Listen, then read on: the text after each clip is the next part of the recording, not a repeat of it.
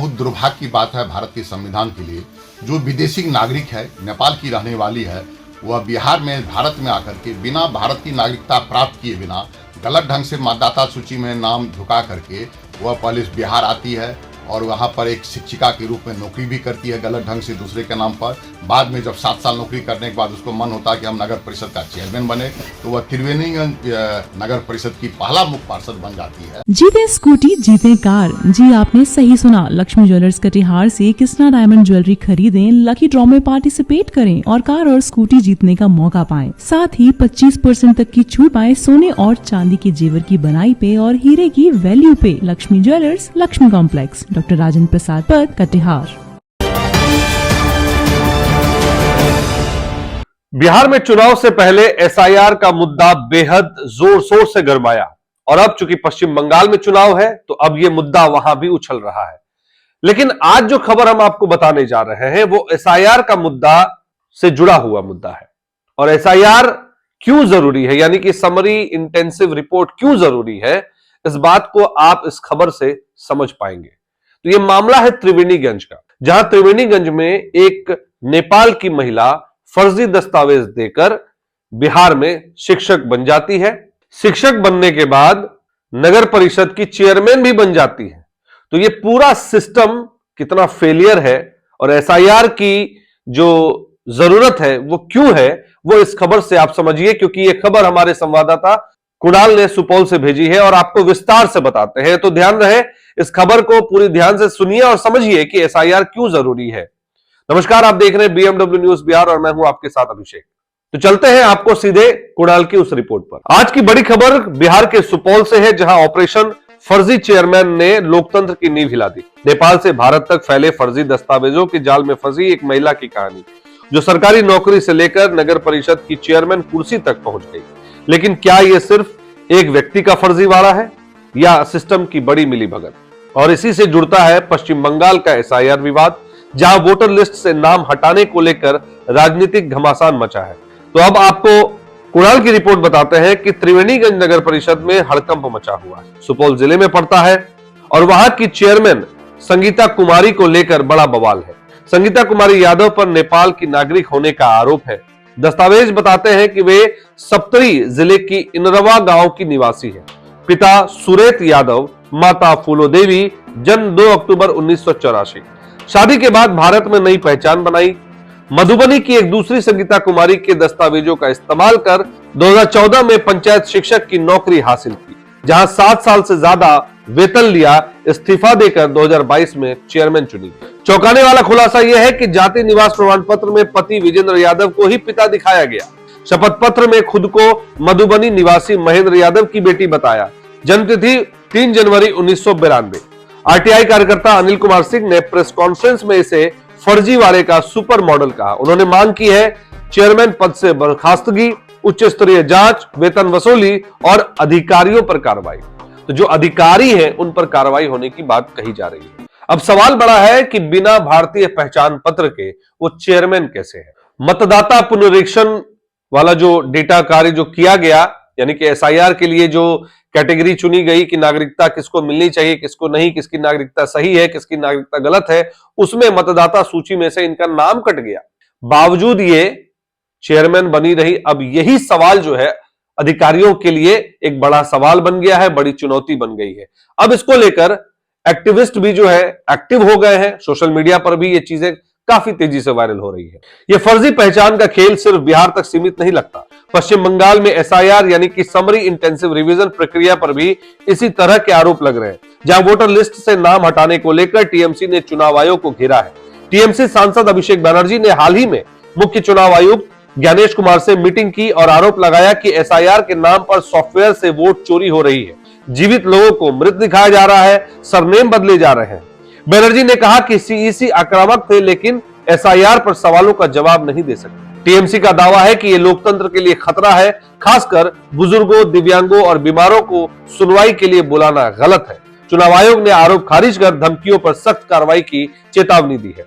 तो इस मामले को देखकर समझ में आया कि दोनों मामले साफ हैं। एक तो फर्जीवाड़ा, दूसरा वोटर लिस्ट में कथित तौर पर धांधली। तो अब यह समझिए कि एक तो बिहार में जिस तरह से नौकरियां दी गई, नौकरियों की बात कही गई, नौकरियां तो वाकई में दी गई, नौकरियां रिकॉर्ड में है कि नौकरियां दी गई, लेकिन किस तरह से दी गई, ये मामला जो है इस बात को उजागर करता है कि किस तरह से नौकरी देने को लेकर फर्जीवाड़ा हुआ, किसने स्तर तक फर्जीवाड़ा हुआ, यह भी समझने की जरूरत है। और दूसरा कि मतदान सूची में धांधली की वजह से किसी का नाम जुड़ना, किसी का नाम हटना, यह बड़ा सवाल है और बड़ा चिंता का विषय है। यह सिर्फ बिहार की बात नहीं, यह बंगाल की बात नहीं, पूरे देश की बात है। ऐसे में जो यहां के लोगों का हक है उसे मारा जा रहा है और दूसरे लोगों को सिर्फ अपनी अपनी जो जेबें गर्म करने के लिए दूसरे लोगों को, दूसरे देश के लोगों के लिए या दूसरे प्रदेश के लोगों को इस तरह की नौकरियां देकर उन्हें फुलफिल कराया जा रहा है, उन्हें नौकरियां दी जा रही है और यहां के लोग बेरोजगार भटक रहे हैं। ऐसे में सरकार पर यह सवाल उठना जरूरी है कि क्या वाकई में बिहार में शिक्षक धांधली हुई है, शिक्षक बहाली में धांधली हुई है। यहां तक सिर्फ शिक्षक धांधली की बात ना करें, क्योंकि बीपीएससी में जिस तरह से आरोप लगे वो भी एक बड़ा आरोप है और इसको लेकर काफी लोग सड़कों पर आए, लेकिन सरकार है जो मौन है, कुछ बोल नहीं रही है। शिक्षक धांधली कहते हैं, मैं सुन रहा था एक मंत्री साहब कह रहे थे कि कहां धांधली हुई है, एक चैनल को साक्षात्कार में दे रहे, कहते हुए कह रहे कि कहां धांधली हुई है। जब एंकर ने कहा कि धांधली नहीं हुई, पेपर हम दिखा रहे हैं, पेपर में छपा है, आपके ऑन रिकॉर्ड है डेटा, तो वो कहते कि नहीं नहीं वो तो गलती से कुछ लोगों ने ऐसा इधर उधर कर दिया। तो भाई गलती किसकी थी? सरकार में बैठे लोगों की नहीं गलती थी।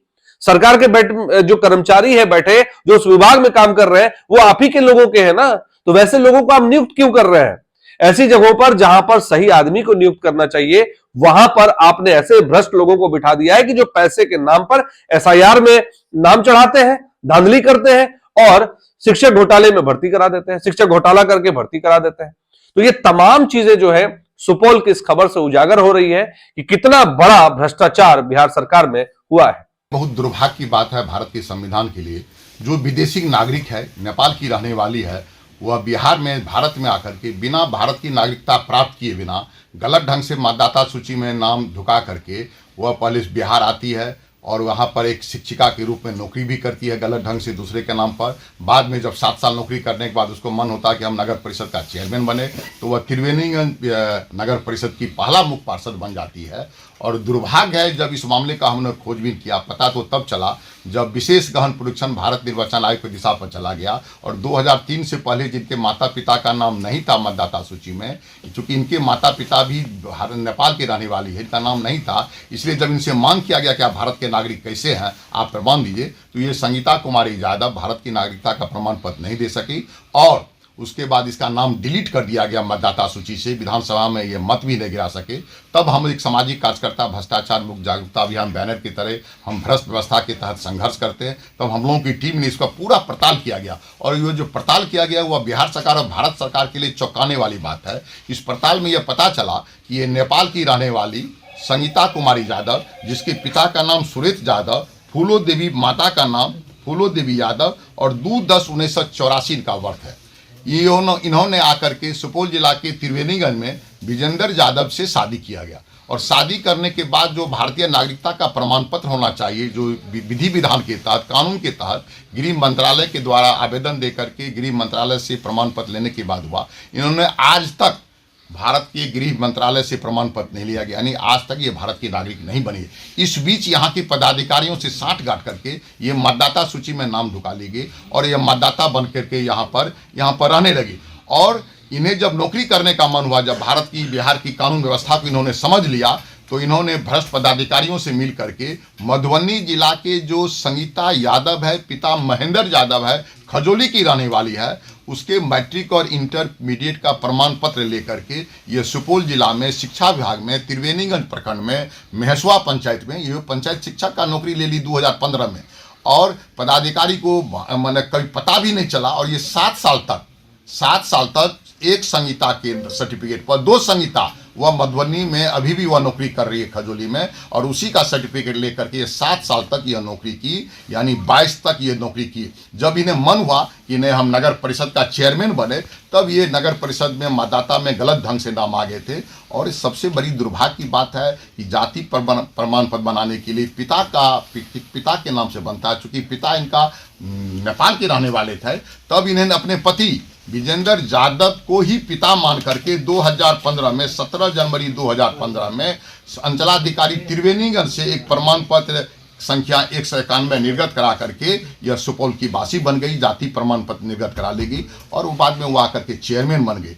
लेकिन जब गहन पुनरीक्षण का बात चला तब यह नागरिकता का प्रमाण पत्र अभी भी ये इतना दिन सबके संज्ञान में आने के बाद यह पदाधिकारियों के टाल मटोल से संचिका घूम रही है और जो भारत के नागरिक नहीं है और वह आज हमारे सुपौल के जिला के त्रिवेणीगंज के नगर परिषद के मुख्य पार्षद बन करके पूरा व्यवस्था चला रही है, करोड़ों रुपए का चेक काट रही है, राष्ट्रीय ध्वज फहराती है। वह 15 अगस्त में राष्ट्रीय ध्वज फहराई है जब भारत के नागरिक की नहीं है। हमने इस पर पूरा मंथन किया और सभी अभिलेख को संयत करके हम सरकार को दे रहे हैं और सरकार से 1 माह के अंदर हम इसे कहेंगे कि सरकार इन्हें 1 माह में इन्हें पदच्युत करे, बर्खास्त करे और इनके विरुद्ध विधि सम्मत कार्रवाई करे। अगर सरकार नहीं करती है तो हम न्यायालय का दरवाजा खटखटाएंगे, क्योंकि यह बिहार के संविधान के, देश की संविधान की बात है, कानून व्यवस्था की बात है। ये कानून को ठेंगा दिखा रहे हैं, एक गिरोह चल रहा। सबसे बड़ी बात है इसमें शिक्षा विभाग के लिए बहुत बड़ा यह मैसेज है कि सर्टिफिकेट फर्जी की तो जांच होती है, लेकिन एक गिरोह ने एक ही सर्टिफिकेट सही है,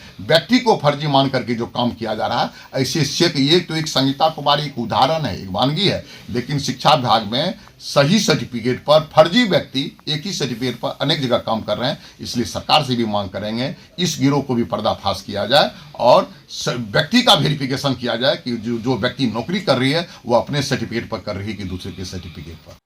अब आपको तय करना होगा और सवाल करना होगा सरकार से, क्या आपको भी लगता है कि बिहार सरकार में शिक्षक भर्ती में धांधली हुआ? तो आप अपने जवाब कमेंट में लिखकर हम तक जरूर साझा करें और बने रहें बीएमडब्ल्यू न्यूज बिहार की तमाम खबरों के साथ। अगर आपको यह खबर अच्छी लगी हो, सही लगी हो, तो इसे ज्यादा से ज्यादा लाइक करें, शेयर करें और चैनल को सब्सक्राइब करना ना भूलें, ताकि अंतिम आवाज जो सरकार तक पहुंचनी चाहिए वो हम आपकी आवाज को हम हमारे माध्यम से उन तक पहुंचा सके। बहुत बहुत धन्यवाद।